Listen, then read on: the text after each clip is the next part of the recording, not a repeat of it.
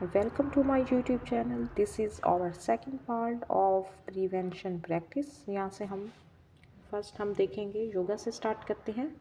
Yoga is a group of physical, mental and spiritual practices or disciplines जो कि कहाँ से ओरिजिनेट हुए थे? एंशियंट इंडिया में.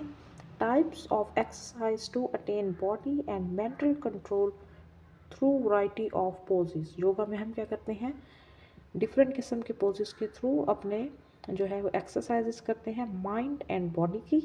The root of yoga means to bind और to connect referring spiritual aspect of these exercise. ठीक है, वो समझते हैं इंडिया में, और इंडिया के जो है वो ओरिजिन से ये आई है. ठीक है, वो इसको क्या समझते हैं? It is a spiritual aspect. उनका जो है वो स्पिरिचुअल एस्पेक्ट इससे फुलफिल होता है. And suggesting a connection of soul with God. एक सोल का गॉड के साथ कनेक्शन. ठीक है, design to incorporate breathing and meditation to calm mind. और माइंड को काम कैसे करते हैं? Through breathing and meditation. Yoga में डिफरेंट पोजेस यूज़ किए जाते हैं और ब्रीथिंग एक्सरसाइजेज जिसमें मेडिकेशन वगैरह हैं ये की जाती हैं. और उनका ये जो है स्पिरिचुअल एस्पेक्ट है और ये सजेस्ट करते हैं हमारा जो है सोल का गॉड से कनेक्शन. हाथा योगा इसमें physical path of yoga and use physical poses. इसमें फिजिकल पोजेस और ब्रीथिंग टेक्निक्स यूज़ की जाती हैं to develop a strong healthy and flexible body. ठीक है, योगा के बहुत से बेनिफिट्स हैं. इसके अंदर हम स्ट्रेचिंग टेक्निक्स भी यूज़ कर सकते हैं for physical and spiritual relaxation. ये आप देख सकते हैं योगा पोजेस, डिफरेंट पोजेस होते हैं, उसमें हम ब्रीथिंग टेक्निक्स यूज़ करते हैं. Consideration for exercise and physical activity. Physical activity exercise करने के लिए हमें किन किन चीज़ों का जो है वो ख्याल करना चाहिए? First is the weather condition. Bad weather pose significant hazard for outdoor activities. ठीक है, जब बैड वेदर हो तो आउटडोर एक्टिविटीज़ थोड़ी सी आपको लिमिट करनी पड़ती हैं. Vigorous exercise is not advise when temperature is over 98 Fahrenheit and humidity is high. तो आप विगरस वेयर एक्सरसाइज जो है वो रिकमेंड नहीं की जाती. Hazards are dehydration. डिहाइड्रेशन जैसे जो है वो आपके अंदर हाइड्रेशन, वाटर की इलेक्ट्रोलाइट्स की डेफिशिएंसी है. ठीक है, उसको हम डिहाइड्रेशन कहेंगे. इससे बहुत से मसल क्रैम्प्स वगैरह भी होते हैं. Introduce electrolyte replacement like diluted fruit juices. ठीक है, फ्रूट जूसेस वो नहीं, जो फ्रेश फ्रूट जूसेस की बात हो रही है. ठीक है, not coffee and cola drinks as they are diuretics. ठीक है, डायरेटिक्स क्या होते हैं? जो हमें जिनसे हमारे इलेक्ट्रोलाइट इम्बैलेंस भी होता है और हमें यूरिन की जो है वो फ्रीक्वेंसी इंक्रीज़ होती है. तो ये हमने डायरेटिक्स यूज़ नहीं करने. ठीक है, next second point is the proper attire. जिसमें हमारी क्लॉथिंग है अकॉर्डिंग टू दी वेदर होनी चाहिए. And allow body to breathe yet protect from excessive sunlight. और एक्सेसिव सनलाइट से हमने प्रिवेंट करना है, ताकि अगर एक्सेसिव प्रिवेंट होगी, एक्सेसिव स्वेटिंग होगी तो फिर हम डिहाइड्रेशन की तरफ चले जाएंगे. ठीक है, fit the body properly. Light cloth जो कि सनलाइट को रिफ्लेक्ट करें, especially in summer. Absorb moist. Early morning and late afternoon decrease weather hazards. ठीक है, इसका मतलब है कि हम अर्ली मॉर्निंग में और लेट आफ्टरनून में एक्सरसाइज को प्रेफर करना चाहिए. ठीक है, next we have exercise should be limited when temperature below freezing point and accompanied by wind. during cold weather individual wear layered clothes. ठीक है, ताकि आपको सर्दी वगैरह ना लगे. नेक्स्ट थर्ड पॉइंट आपने देखना है time of the day. Avoid peak sunlight means के 12 o'clock 12 PM जब सन जो है वो पीक पे होता है तो तब नहीं करनी. 2 to 3 hours आफ्टर मील आपने करनी है. 30 मिनट्स ब्रेक भी लेनी है. Post exercise is recommended. ठीक है, 30 मिनट्स एक्सरसाइज के बाद वो जो कूल डाउन का हमारा फेज़ होता है उसकी बात कर रहे हैं. Number 4 is proper nutrition, balance diet, hydration during exercise, small meal for और बिफोर एक्सरसाइज लेना. It's very good. Older adult की बात किए तो उनके अंदर nutrition intake for glucose and protein वो आपने देखते रहना है कि उनके अंदर ग्लूकोज लेवल कम ना हो जाए, क्योंकि अगर ग्लूकोज लेवल कम हो जाए वो ओवरऑल हमारी सारी बॉडी के लिए बहुत ही डेंजरस एक कंडीशन होती है, क्योंकि हमारा ब्रेन जो है ग्लूकोज ही यूज़ करता है फॉर एनर्जी। तो glucose level protein older adults में कंटिन्यूस मॉनिटर करना चाहिए। Next we have a illness if a patient has cold and no other medical condition. अगर पेशेंट को जो है वो कोल्ड हो रही है, कोई और कंडीशन नहीं है, लो इंटेंसिटी एक्सरसाइज अनलेस, ठीक है, कंट्राइंडिकेटेड। हम जो है अगर कोई इलनेस वगैरह है, अगर फीवर है तो हम एक्सरसाइज नहीं करेंगे, इट्स कंट्राइंडिकेटेड। मसल सोरनेस है और जॉइंट डायरिया और प्रोडक्टिव कफ, ठीक है, जब आप कफ के साथ आपको कफ है तो आप एक्सरसाइज करेंगे तो आपकी ये जो है वो मज़ीद वर्स हो जाएगी, ठीक है, क्योंकि जब एक्सरसाइज में हमें ब्रीथिंग ज़्यादा करनी होती है, ठीक है, हम कभी कभी हाइपर वेंटिलेशन की स्टेट में भी चले जाते हैं, तो कफ आपको उसके अंदर बिल्कुल भी आप ब्रेथलेस हो जाएंगे। फर्स्ट आपने इन सिम्टम्स को, इन चीज़ों को, जैसे फीवर है, सोर, मसल सोरनेस है, जैसे जिसको हम डोम्स भी कहते हैं, delayed onset muscle soreness, diarrhoea वगैरह, इन सब की जो इलनेस है इनको आपने प्रिवेंट करना है। फर्स्ट इनको आपने केयर देनी है, अपनी बॉडी को रिजॉल्व करना है, देन आपने जाना है एक्सरसाइज की तरफ। मेडिकेशंस की बात करें तो caffeine, cold medication, diet pills, allergy remedies and certain herbal teas can elevate heart rate, ये हमारे हार्ट रेट को इंक्रीज करती हैं। Antihistamine, individual feel drowsy, increase in the reaction time, poor balance, so avoid these medicine, इन medicine से avoid करना है। Some medicine can enhance performance, कुछ एथलीट्स होते हैं जैसे ओलंपिक वगैरह में कुछ एथलीट्स जो है वो स्टीरॉयड्स, डायरेटिक्स, पेन किलर्स वगैरह यूज़ करते हैं, तो इंटरनेशनली ये चीज़ें जो हैं वो बैन हैं, ठीक है। Fluoroquinolones has link with the serious tendon illness, ankle, shoulder and hand, ठीक है। फ्लोरोक्विनिन्स ये भी आप जो मलेरिया के लिए यूज़ करते हैं, it's not recommended. Anti inflammatory drugs stomach problem कर सकते हैं, एंटी एंजाइना है। All carefully monitor before exercise, ठीक है, इनको आपने मोनिटर करना है, ये आपने देखना है। प्रिपरेशन फॉर एक्सरसाइज, कौन कौन सी प्रिस्क्रिप्शन है, हम एक इक्वेशन यूज़ करते हैं जिसको हम फिटी कहते हैं। Frequency, intensity, time, type and enjoyment, E for, ठीक है। फ्रीक्वेंसी की हम किसको कहते हैं, हाउ ऑफन, मीन्स के नंबर ऑफ सेशंस कितने हैं, ट्वाइस पर डे हैं, थ्राइस पर डे हैं, पर वीक कितने हैं, ठीक है, ये इसको हम फ्रीक्वेंसी कहते हैं। इंटेंसिटी कहते हैं हाउ हार्ड, रेजिस्टेंस एक्सरसाइज है, maximum resistance, sub maximum to the point of fatigue, ठीक है। Intensity means how hard, time duration how long, ठीक है, ये सारे हाउ वाले हैं। How often, how hard, how long, time of exercise with adequate rest period, ठीक है, रेस्ट कितना लेते हैं। टाइप की बात करें, जैसे हम स्ट्रेंथनिंग एक्सरसाइज कर रहे हैं, स्ट्रेचिंग एक्सरसाइज कर रहे हैं, एंड्योरेंस एक्सरसाइज कर रहे हैं, रेजिस्टेंस एक्सरसाइज कर रहे हैं, तो these are type. Specificity of activity and the E for enjoyment. General exercise principle, उसमें हम जो यूज़ करते हैं वो ओवरलोड प्रिंसिपल है एंड स्पेसिफिसिटी प्रिंसिपल है। Next, exercise that can cause injury, कौन कौन सी एक्सरसाइजेस हैं जिनसे आपको इंजरी हो सकती है। हाइपर एक्सटेंडिंग, ठीक है ना, और ओवर एक्सटेंडिंग, आप एक चीज़ को बियॉन्ड द लिमिट लेके जाते हैं किसी भी जॉइंट को, जैसे नेक है, आप इसको हाइपर एक्सटेंड करेंगे तो इट्स वेरी डेंजरस, इसकी इंजरी हो सकती है। Placing excessive stress on joints such as performing double leg lift, joints पे एक्सेस स्ट्रेस आ रहा है, ठीक है, वहाँ पे जो है वो लिगामेंट्स और स्ट्रेच हो जाते हैं, फिर क्योंकि लिगामेंट्स जॉइंट के साथ अटैच होते हैं, बोन को बोन से कनेक्ट करते हैं। परफॉर्मिंग बैलिस्टिक मूवमेंट्स, एक जर्की मूवमेंट्स परफॉर्म करना with the spine, either the lower back and the cervical spine, it's very dangerous. Performing excessive hyper flexion, ऊपर हमने पढ़ा hyper extension, hyper extending, performing excessive और over hyper extension and excessive hyper flexion, दोनों ही जो है वो injury cause करते हैं of joints. Potentially damaging ligaments, bursa, cartilage and other joint structures, क्योंकि जब हम एक्सेस मूवमेंट करते हैं तो हमारे जॉइंट्स पे ही ओवरलोड आता है और जब जॉइंट्स पे ओवरलोड आता है तो उसके जो है वो सराउंडिंग में जितने भी स्ट्रक्चर्स हैं, लिगामेंट्स हैं, बर्सा है, कार्टिलेज है, इन पे जो है वो इनके भी इंजरी हो सकती है और स्ट्रेच हो सकते हैं। Moving to position that pinch nerves, ऐसी पोजीशन में जाना जिनसे उनके मसल्स से हमारी मसल्स को नर्व्स जो है वो सप्लाई कर रही होती हैं।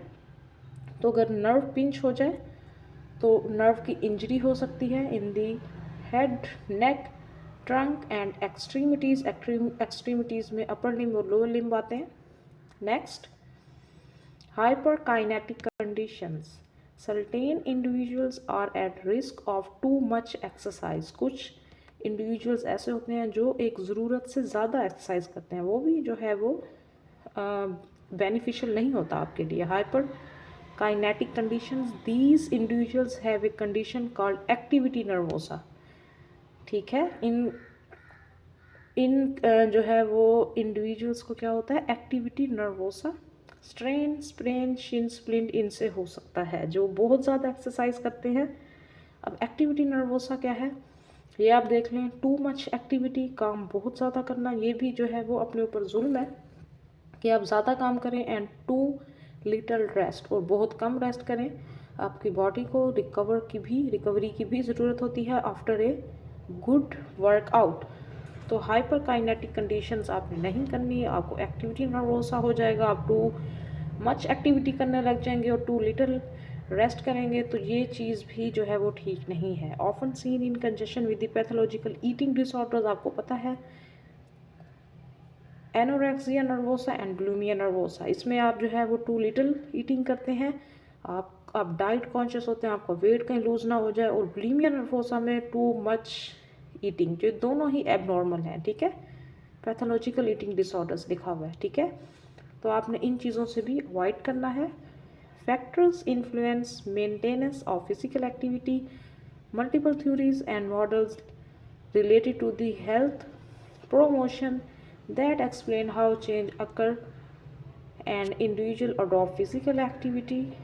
इसमें हमारे पास फैक्टर नंबर 1 है। बहुत से फैक्टर्स हैं जो कि इन्फ्लुएंस करते हैं फिजिकल एक्टिविटी को and maintenance of activity. Factor number 1, behaviour change theories, इसमें हमारे पास आते हैं social cognitive theory, deal with the belief system of individual के बिलीफ सिस्टम पर ये जो है वो डिपेंड करते हैं। And individual must believe that he और she can change a particular behaviour and that changing that behaviour will lead to the desired outcome. आपने किसी भी वर्क के लिए अपना बिहेवियर चेंज कर लिया तो आपका आउटकम भी चेंज हो जाएगा। फॉर एग्जाम्पल, पेशेंट में वांट टू लूज वेट, अगर कोई पेशेंट है वो वेट लूज करना चाहते हैं, in addition to change behaviour patient need to believe that she is capable of succeeding and that the outcome will improve his or her health. If the patient decide to use exercise to lose weight, clear intention on how to perform and progress with the exercise problem must be given। ठीक है, तो अगर वो exercise के through wait lose करना चाहती हैं, आपके पास क्लियर इंटेंशन है, आपका हमेशा कोई भी गोल है वेट लूज़ करने का है, कोई भी गोल है, तो आपके उसके लिए क्लियर इंटेंशन होनी चाहिए, जिससे आपको पता चलेगा कि आपने ये एक्सरसाइज करनी है। आपका एब्डोमेन बेली पे फैट ज़्यादा है, आपने एब्डोमेन की एक्सरसाइजेस परफॉर्म करनी है। ठीक है, एक क्लियर आपकी इंटेंशन है कि आपने वेट लूज़ के लिए एक्सरसाइज करनी है। किसी का जो है वो मसल मैस गेन के लिए एक्सरसाइज करना उनका मोटिव होता है। ठीक है, in addition to change behaviour patient need to believe that she is capable of succeeding and that the outcome improve her health. ठीक है, आपका बिहेवियर, आपका social cognitive theory, behaviour change theory, आपका बिहेवियर चेंज होगा तभी आपका outcome जो है वो चेंज होगा। This is very important. Health belief model HBM based on several factors. First, concern about developing illness. Next step, follow the health recommendations. It is possible to achieve desired outcome. ये नहीं होता कि आप जो है वो आपका एक गोल है तो उसको जो है वो अचीव करने के लिए आप डिजायर्ड आउटकम की तरफ नहीं जा सकते। It's possible. Always change the plan, never change the goal. आपका एक ही गोल है, उसको अचीव करने के बहुत से प्लान होते हैं। At an acceptable cost. Perceive barrier, perceive benefits, perceive barrier. ठीक है, आप कोई भी चीज़ जो है वो हेल्थ बिलीफ मॉडल के अंदर ये हमारी आती हैं चीज़ें, तो आप कर सकते हैं। इसकी एग्जांपल ये है ओवरवेट। अगर आप ओवरवेट हैं, आपको हार्ट डिजीज़ हो सकती हैं। थ्रेट फैमिली हिस्ट्री, आपकी फैमिली हिस्ट्री पे भी ये हार्ट की डिजीज़ डिपेंड करती हैं कि आपकी जेनेटिक तो नहीं है। Understand modifying diet and physical activity, आपने ये समझ लिया अगर मैं अपनी डाइट और फिजिकल एक्टिविटी को देखूं तो मैं इस रिस्क फैक्टर से बच सकती हूँ।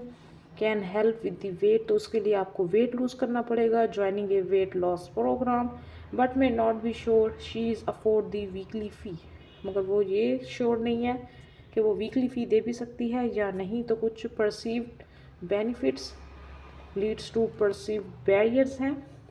Trans theoretical model TTM looks at the 5 stages required to make changes करने के लिए, अपने एक डिज़ायर्ड आउटकम की तरफ जाने के लिए, अपने बिहेवियर को, चीज़ों को चेंज करने के लिए क्या 6 चेंजेस हैं। Pre contemplation, no intention of making any change within next 6 months, आप कोई इंटेंशन नहीं है आपकी चेंज करने की। Contemplation, intent to make change within next 6 month, next 6 months में आप चेंज चाहते हैं। Preparation has begun to take steps towards desired change and plan to make the changes within next 30 days, आप prepare हो गए, आप steps लेना चाहते हैं चेंजेस करने के लिए नेक्स्ट 30 डेज के लिए। Action, most important action, action has change the behaviour for less than 6 months. Maintenance, keep change behaviour for more than 6 months, जब आप इतने टाइम के लिए अपना बिहेवियर चेंज करते हैं वो आपकी हैबिट बन जाती है। ठीक है, एक रिसर्च से प्रूव है 21 डेज में एक पर्सन की हैबिट एक नई चीज़ के लिए डेवलप हो जाती है। Physical therapist can assist in planning the intervention, physical therapist हमेशा आपकी जो है वो इंटरवेंशन में मदद करेगा। particularly if individuals are not ready to make any change. It allows the therapist to give information needed at the appropriate time. ठीक है, फिजिकल थेरेपिस्ट आपकी इन सब चीज़ों में, चेंजिंग्स में आपकी हेल्प करेगा। Several studies point to self-efficacy as single most important factor. Self-efficacy is very important that determine a person change, including exercise program participation. ठीक है, आप चेंजिंग लेके आए अपने एक्सरसाइज प्रोग्राम में।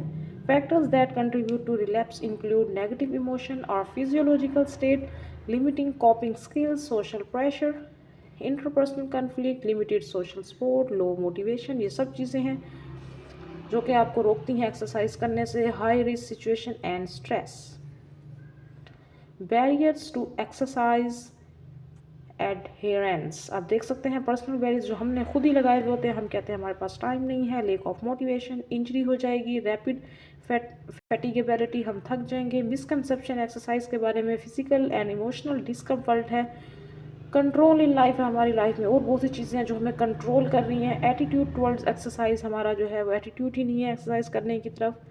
assessment of benefits of exercise, self efficacy in performing exercise, difficulty changing lifestyle, हम lifestyle change नहीं करना चाहते, lifestyle behavior, isolation। ठीक है, ये सब चीज़ें हमने खुद ही की हुई, हम चाहें तो इनको चेंज कर सकते हैं और आज ही जा सकते हैं एक्सरसाइज की तरफ। कोई मुश्किल नहीं होता, 15 to 20 मिनट्स आप बेशक 5 days पर वीक करें, इट्स वेरी गुड। आप खुद इसके बेनिफिट जब आप देखेंगे तब आपको खुद ही रोज़ दिल करेगा। It's not very difficult. Environmental barriers हैं, कुछ पर्सनल बैरियर्स तो जो हमने डिस्कस कर दिया। अब इन्वायरमेंटल बैरियर्स हैं। Assess, don't assess the facilities of exercise, आप कहें कि जिम दूर है या मेरे इलाके में कोई जिम नहीं है, या आप कहें बहुत कॉस्ट इफेक्टिव है, या आप कहें बहुत कॉस्टली है। Health clubs are too expensive, ये तो अपनी प्रायोरिटीज़ की बात है। आप जिस चीज़ के लिए टाइम निकालना चाहें, जिस चीज़ के लिए सेविंग करना चाहें, आप कर सकते हैं। क्लाइमेट की बात करें, weather unsafe for outdoor activities for 6 months, कुछ जो हैं वो एरियाज़ में लोग रहते हैं जब वेदर बहुत ज़्यादा एक्सट्रीम पे चला जाता है, एक्सेसिव कोल्ड, एक्सेसिव हॉट, तब भी इन जो इंडिविजुअल्स हैं वो एक्सरसाइज की तरफ नहीं जाते। ठीक है, ये हमारे इन्वायरमेंटल बैरियर्स हैं। In this lecture I will discuss all the exercise prescriptions. फिटी मॉडल हमने देखा, हमने कुछ थ्योरीज देखी और हमने ये बैरियर्स देखे जिनको हम ओवरकम कर सकते हैं इन बैरियर्स को। ठीक है, I definitely sure that you like this video. Thank you.